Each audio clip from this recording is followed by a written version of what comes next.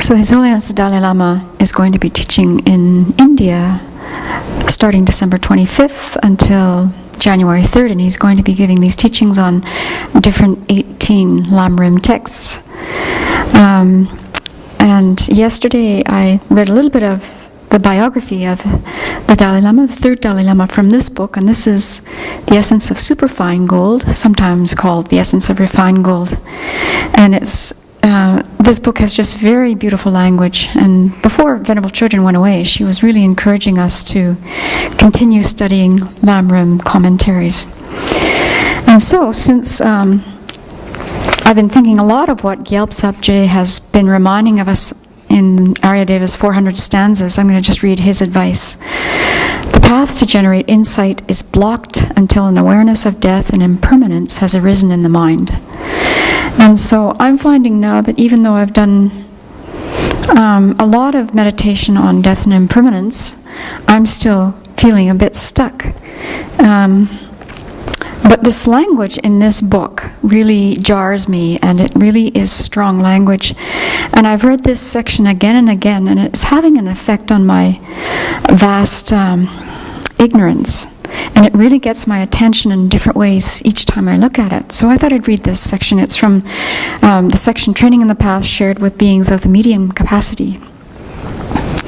So the third Dalai Lama writes, "Neither are the high or low samsaric existences other than the unfortunate realms beyond suffering by nature. In the case of humans, while in the mother's womb, from conception we suffer from darkness, bad smells, much filth, and so forth.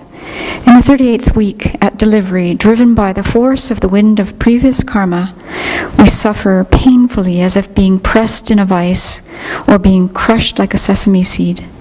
After birth, even when laid on very soft bedding, we suffer as if we had fallen into a bed of thorns. Such are the sufferings of birth.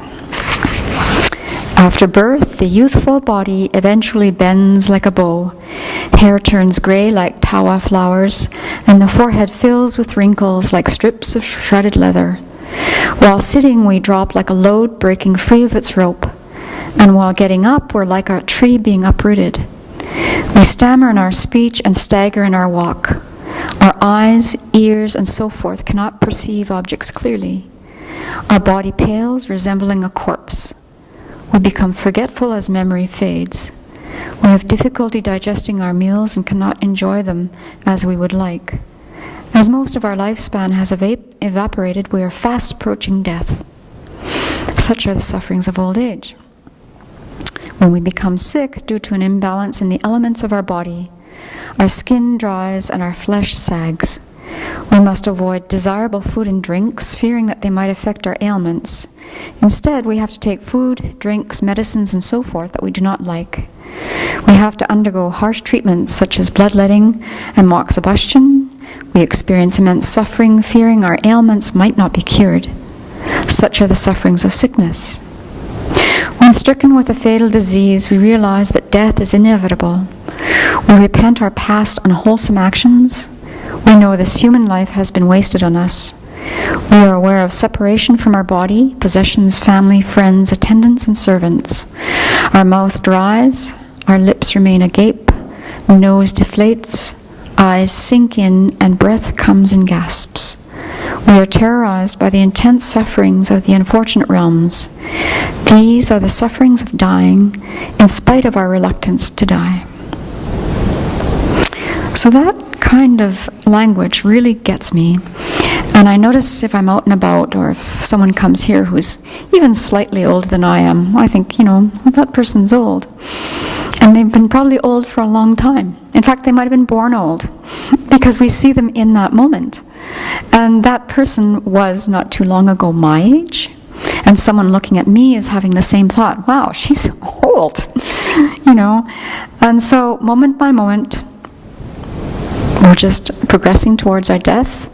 And if we ignore that thought for a moment, I know that in my mind, I'm off creating or reliving some kind of past event, or I'm filming a new event, and I'm not doing what I really need to do, which is to transform my own mind and purify and create merit.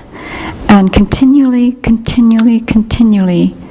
try and develop some kind of understanding of emptiness. So if this kind of language gets you going, I really recommend that you try and see His Holiness teaching in India. They should be live streaming these teachings starting on the 25th. And then those teachings will be posted online. So my gratitude to His Holiness the Dalai Lama for these teachings coming up, and also to the third Dalai Lama for this very beautiful language.